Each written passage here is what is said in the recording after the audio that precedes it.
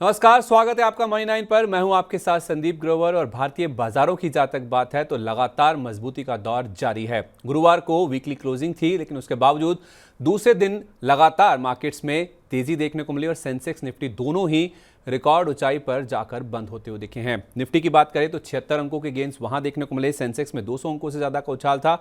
Bank Nifty में जरूर लाल निशान के साथ क्लोजिंग देखने को मिली, लेकिन रिकॉर्ड हाईज पर क्लोजिंग देखने को मिली। बाजार लगातार दूसरे दिन मजबूती लेकर बंद हुआ। निफ्टी की बात करें तो 23,400 का लेवल एकदम छू लिया था क्लोजिंग बेसिस पे। 23,398 की क्लोजिंग हमने निफ्टी पर देखी, रिकॉर्ड लेवल था। सेंसेक्स में भी रिकॉर्ड हाई पर ही क्लोजिंग देखने को मिली है, जो लेवल था 76,810 का था। बैंक निफ्टी में हल्की मुनाफा वसूली हमने देखी, 49,846 का लेवल था, जहां पर बैंक निफ्टी में हल्की लाल निशान के साथ क्लोजिंग देखने को मिली। लेकिन दम देखने को मिल रहा था ब्रॉडर मार्केट्स में, जहां पे मिड कैप और स्मॉल कैप इंडेक्स की बात करें तो मिड कैप इंडेक्स में तो लगातार चौथे दिन गुरुवार को हमने देखा रिकॉर्ड हाई पर क्लोजिंग देखने को मिली। दमदार एक्शन देखने को मिल रहा था। मिड कैप और स्मॉल कैप दोनों इंडाइसेस में काफी अच्छे गेंस देखने को मिले। बाजार पर विस्तार से बातचीत कर लेते हैं और यह भी कोशिश करेंगे जानने की कि आज के बाजार में कहां खरीदारी करने के मौके बन रहे हैं, किन सेक्टर्स पे फोकस करना चाहिए, किन शेयरों में खरीदारी या बिकवाली करके मुनाफा कमा सकते हैं। हमारे साथ बातचीत करने के लिए एक खास मेहमान हमारे साथ मौजूद हैं। हमारे साथ तकनीकी नजरिया रखने वाले लवलेश शर्मा जी हमारे साथ मौजूद है। लंबा अनुभव है उनका बाजार में, तकनीकी तौर पे बाजार को बहुत बारीकी से समझते हैं। उनके इस अनुभव का फायदा लेने की कोशिश करेंगे। सर, बहुत बहुत स्वागत है आपका। पहले अगर हम बाजार की बात करें तो रिकॉर्ड हाइस पर गुरुवार को भी क्लोजिंग देखने को मिली। वीकली एक्सपायरी थी, लेकिन उसके बावजूद भी ऊपरी स्तरों पर ही मार्केट में क्लोजिंग देखने को मिली। थोड़ा सा हल्का हुए हम हायर लेवल से, लेकिन अब बाजार के लिए आपको कौन से लेवल्स अहम नजर आ रहे हैं? क्या अहम रेजिस्टेंस है? 23,400 का जो लेवल है जिसके ऊपर हम बंद नहीं हुए, दिन के दौरान गए थे गुरुवार को, ये कितना बड़ा रेजिस्टेंस है बाजार के लिए? नमस्ते संदीप जी। हमने कल देखा मार्केट ने काफी कुछ एक बार कोशिश करी ऊपर क्लोज करने की, बट हमने एक ऑब्वियसली एक नया हाई देखा है मार्केट में। देखिए, अमूमन सेंटिमेंट चेंज होता है जब एक इवेंट के पार हम निकलते हैं। तो अभी जो इवेंट हुआ वो सबसे बड़ी वोलैटिलिटी थी, हम 2020 तक की देखे तो निफ्टी उस वोलैटिलिटी के लेवल पर देखी थी हमने। अब वो वोलैटिलिटी जो है सबसाइड हो रही है। इंडिया विक्स जो 30-31 के लेवल्स था, वो अब सबसाइड हो रहा है, वो 13.50 के लेवल्स पर आ गया है। तो जो प्रीमियम्स थी आईवी हाई होने की वजह से वो भी गली है। जो सेंटिमेंट है वो अब पॉजिटिव हो गया है। पहले जो हम 22,700 से 23,200 की रेंज देख रहे थे, या हम एक 22,700 से 22,200 तक के एक आप बोल सकते साइडवेज रेंज में थे, वो अब शिफ्ट हो गया है 23,200 से 23,500। अब देखिए, पिछले 2 या 3 दिन से बुधवार को भी एक अमेरिका से बहुत अहम डेटा आया। उसके बाद कल हमने देखा गुरुवार को मार्केट साइडवेज मोमेंटम ही ट्रेड करती है। तो अब जो स्तर बना है 23,200 का है, मार्केट 2 या 3 दिन से उसको सस्टेन कर रहा है। हम्म। अच्छी बात यह है कि अपने ऑल टाइम हाई के पास अगर कोई सा भी इंडेक्स या इंस्ट्रूमेंट सस्टेन करता है तो हम्म। उसमें हम मान सकते हैं कि मोमेंटम है, अनटिल अनलेस 23,200 का लेवल मार्केट नहीं तोड़े। ऊपर में मुझे लगता है एक बार हम वापस से नई ऊंचाई छू सकते हैं। 23,550 से लेके 23,580 तक के हम्म। हमको लेवल्स दिख सकते हैं। 23,550, 23,580 तक के जो लेवल्स हैं वो निफ्टी में देखने को मिल सकते हैं। तो बुलिश नजरिया है। गुरुवार को ही बाजार में तेजी थी और ये बुलिश ट्रेंड जो है मार्केट का वो जारी रह सकता है, ऐसा हमें लवलेश जी बता रहे हैं। सर, मिड कैप इंडेक्स को आप कैसे देख रहे हैं? मार्केट तो आज गुरुवार को दूसरे दिन लगातार पॉजिटिव बंद हुआ, लेकिन मिड कैप इंडेक्स की जो तेजी है, जो रिकॉर्ड हाइज बनने का सिलसिला है, वो चौथे दिन लगातार जारी है। तो मिड कैप और स्मॉल कैप इंडेक्स जो होते हैं, जो छोटे मझोले शेयर होते हैं, वो बाजार की नब्ज को बताते हैं। खासतौर पर रिटेल का काफ़ी ज़्यादा फोकस इसी सेगमेंट पे होता है। तो यहाँ पे जो मजबूती हो रही है, क्या ये बता रहा है कि बाजार का जो अंडरटोन है, जो कॉन्फिडेंस है बाजार का, बहुत मजबूत है? हाँ जी, बिल्कुल सही बात बोली आपने संदीप जी। देखिए, एक होता है डाइवर्जेंस का और वो हमको दिख नहीं रहा है। आपने मिड कैप इंडेक्स की बात करी, स्मॉल कैप हम लेते हैं। बैंक निफ्टी एक एक्सेप्शन है क्योंकि काफी कंसंट्रेटेड इंडेक्स हो जाता है 10-12 बैंक का। पर small cap, mid cap, CNX 500 और निफ्टी भी अगर ये ब्रॉडर इंडाइसेस देखें तो सब अपने उच्चतम स्तर पर ही है। ऑब्वियसली एक तरह से हम जो तेजी देख रहे हैं वो इनमें देख रहे हैं। और मुझे लगता है मिड कैप इंडेक्स में भी खरीदारी के मौके बनेंगे। 11,946, 11,950 की हमने इसको कल गुरुवार को क्लोजिंग देखी है। पर मुझे लगता है जब तक के मिड कैप इंडेक्स अपने जो चुनाव के पहले का उच्चतम स्तर था वो करीब 11,800 का था, जबकि इसके ऊपर है। मेरे ख्याल से मिड कैप शेयरों में अभी और तेजी बाकी है। तो मिड कैप शेयरों में और तेज़ी बाकी है, ये बाजार की स्ट्रेंथ के लिए और भी ज़्यादा पॉजिटिव खबर मानी जानी चाहिए या एक संकेत माना जाना चाहिए। इससे पहले कि हम आज के शेयरों की या आज के सेक्टर्स की बातचीत करें, गुरुवार को हमने देखा एक तो रियल्टी सबसे ज़्यादा मजबूत था, कैपिटल गुड्स में तेज़ी देखने को मिल रही है और जिस तरह से यूएस में एक बार फिर से ब्याज दरें कटने की उम्मीद बढ़ी है, उससे आईटी शेयरों में भी एक रिन्यूड बाइंग इंटरेस्ट देखने को मिला है। तो इन तीनों सेक्टर्स में क्या अब नई खरीदारी शुरू हुई है, इसमें जारी रहेगी या फिर ये मुनाफा वसूली के मौके दे रहे हैं? मेरे ख्याल से देखिए एक सबसे अहम बात हम यहाँ पर ये करें कि रियलिटी स्पेस तो ये वो स्पेस है जिसने चुनाव के पहले काफी अच्छा कुछ मार्केट में एक रिटर्न भी दिया है। जो हमने गिरावट देखी उसको सबसे जल्दी अगर किसी इंडेक्स ने रिट्रेस करा है तो मेरे ख्याल से आप रियलिटी का देख सकते हैं अपने उच्चतम स्तर पर ही। तो मेरे ख्याल से अभी भी और आगे इन जो स्टॉक्स में प्रीमियम आई है पिछले कुछ महीनों में वो बनी रहेगी। तो रियलिटी स्पेस पे ऑब्वियसली मैं शॉर्ट से मिड टर्म के लिए बुलिश ही रहूंगा।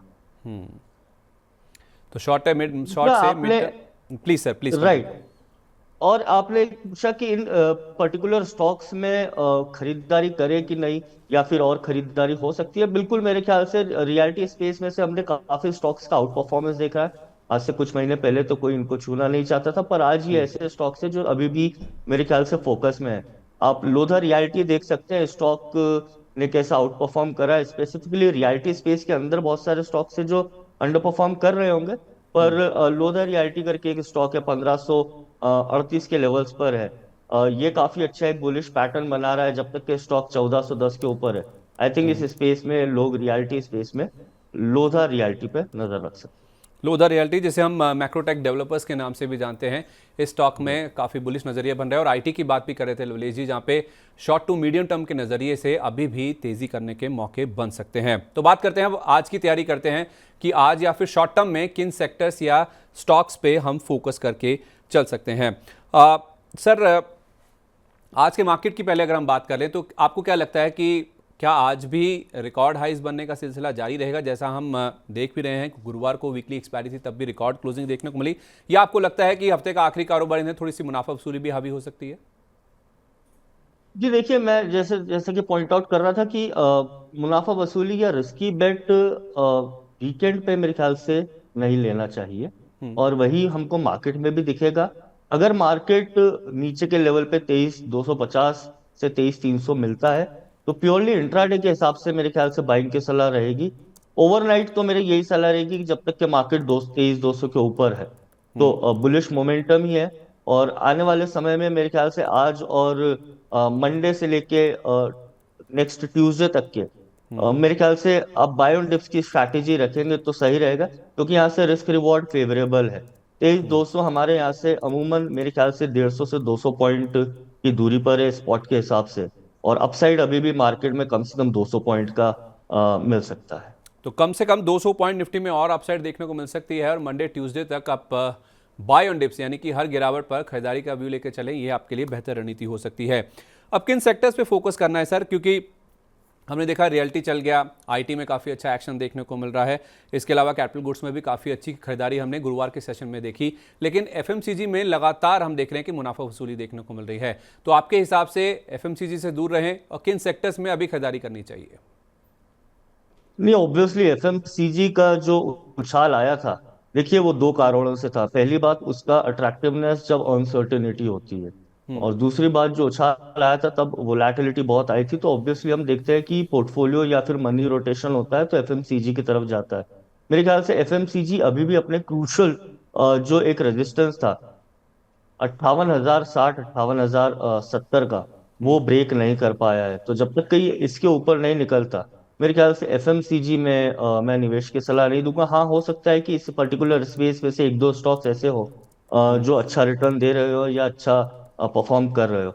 जहां तक कि मेरा मानना है कि अगर कोई पर्टिकुलर सेक्टर है जो अच्छा कर रहा है तो आप फार्मास्यूटिकल जरूर दे सकते हैं। फार्मास्यूटिकल की अच्छी बात यह है कि इसने अपने जो पिछले मेरे ख्याल से आप देखें अमूमन 4 महीने का एक कंसोलिडेशन है उसका ब्रेकआउट दिया है, और अभी भी फ्रेश हाइस पे ट्रेड कर रहा है। तो मेरे ख्याल से सीएनएक्स फार्मा एक ऐसा स्पेस है जहां पर आप बाय ऑन डिप्स की स्ट्रैटेजी या अमूमन उसके एक कुछ सिलेक्ट स्टॉक्स में जो रिकमेंड कर सकता हूँ उसमें हम बाय की स्ट्रैटेजी बना सकते हैं। चलिए सर, अब आपके लिए अब आज का आखिरी सवाल और सबसे अहम सवाल। आपने सेक्टर्स की बात कर ली, मार्केट्स की हमने बात कर ली, डायरेक्शन क्या रह सकता है मार्केट्स का वो भी हमने डिस्कस कर लिया, क्या रणनीति होनी चाहिए, बाय ऑन डिप्स करना चाहिए, लेकिन किन स्टॉक्स पे फोकस करना चाहिए, कहाँ पे आप आज के लिए और छोटी अवधि के लिए खरीदारी करने की राय देंगे? जी बिल्कुल, देखिए पहला मेरा स्टॉक जो जैसे मैंने बताया एक लोधा रियल्टी मैक्रोटेक आप बोल सकते हैं। हम्म। दूसरा एक डिवीज लैब पे मेरी बाय की सलाह रहेगी। स्टॉक काफी कुछ अप ट्रेंड में है। अच्छी हम्म। बात यह है कि रिस्क रिवॉर्ड भी फेवरेबल है। स्टॉक का ऑल टाइम हाई 5,350 है। करंटली 4,593 पे ट्रेड कर रहा है। अगर कोई थोड़ा सा नजरिया आने वाले 6 से 8 महीने का भी रखता है तो मेरे ख्याल से स्टॉक में पोटेंशियल है 5400-5350 का लेवल छूने की। और अगर ये स्टॉक अक्यूमुलेट कर सकते हैं तो 4400 से 4550 के बीच में इसको अक्यूमुलेट करना चाहिए। नीचे में मेरा स्टॉप लॉस 4440 का रहेगा। अपसाइड में मेरे टारगेट इस स्टॉक में 5200 से 5250 रह सकते हैं। ओके, कोई और शेयर जो कि आप किसी जी, और सेक्टर से रिकमेंड करना चाहें सर? एक दूसरा स्टॉक मेरी नजर में है और यहाँ पर डिस्क्लेमर रहेगा कि मैं अपने क्लाइंट्स को भी रिकमेंड करा है। पर हम्म। जीएमआर इंफ्रा एक बहुत अच्छा स्टॉक है। करंटली ये स्टॉक 91.75 92 के लेवल्स पे ट्रेड कर रहा है। हम्म। इसमें काफी शॉर्ट टर्म में मेरा टारगेट 97 से 98 रहेगा। ठीक है। और अगर थोड़ा सा नजरिया मध्यम अवधि का रखे तो 115 का टारगेट रहेगा। नीचे में स्टॉप लॉस फेवरेबल है, 86 का स्टॉप लॉस रहेगा क्लोजिंग बेसिस पे। ओके, तो आपने 3 स्टॉक्स बताए सर। एक तो है लोधा यानी कि मैक्रोटेक डेवलपर्स, फार्मा स्पेस से आप डिविस लैब की बात कर रहे हैं, और तीसरा इंफ्रा स्पेस से है जीएमआर इंफ्रा का, जिसमें आप कह रहे हैं कि 97-98 शॉर्ट टर्म के लिए और थोड़ा मीडियम टर्म का व्यू लेके 115। चले तो 115 तक के लेवल्स देखने को मिल सकते हैं। जी, बहुत बहुत धन्यवाद सर, आप हमारे साथ शामिल हुए, सारे स्टॉक्स पर बातचीत हुई। तो कोई डिस्क्लोजर जो आप जाने से पहले शेयर करना चाहेंगे? धन्यवाद संदीप जी आमंत्रित करने के लिए। ऑब्वियसली जो भी स्टॉक मैंने रिकमेंड करे उनमें से बस एक जीएमआर इंफ्रा है जो हमने हमारे क्लाइंट को रिकमेंड करा है। डिवीज और मैक्रोटेक पे अभी हमारी कोई सजेशन पर्सनल क्लाइंट्स को नहीं। चलिए सर, बहुत बहुत धन्यवाद। इतने बिजी शेड्यूल से आपने अपना कीमती समय हमें दिया और हमारे दर्शकों के लिए आज की रणनीति तैयार करने में पूरी मदद की। Thank you so much for joining us today sir. तो ये थे लवलेश शर्मा जी, जो बता रहे थे कि मार्केट्स में अभी भी मजबूती जारी रहेगी। 200 पॉइंट्स कम से कम निफ्टी में और तेजी देखने को मिल सकती है। तो बाय ऑन डिप्स यानी कि हर गिरावट पे आपको खरीदारी करके चलना चाहिए। रियल्टी, फार्मा, आईटी, ये कुछ ऐसे स्पेस है जहां पे आपको अभी भी खरीदारी करनी चाहिए। और 3 स्टॉक्स उन्होंने बताए हैं, एक है मैक्रोटेक डेवलपर्स यानी लोधा का, दूसरा डिविस लैब का और तीसरा है जीएमआर इंफ्रा का, जिसमें आप शॉर्ट टू मीडियम टर्म में खरीदारी करके चल सकते हैं, जहां पे अभी भी बाजार में पैसा बन सकता है। तो उम्मीद करते हैं आज का दिन आपके लिए प्रॉफिटेबल रहेगा। सोमवार को आपसे फिर मुलाकात होगी, आपकी तैयारी कराने में, आपकी रणनीति बनाने में पूरी मदद करेंगे। तब तक के लिए नमस्कार।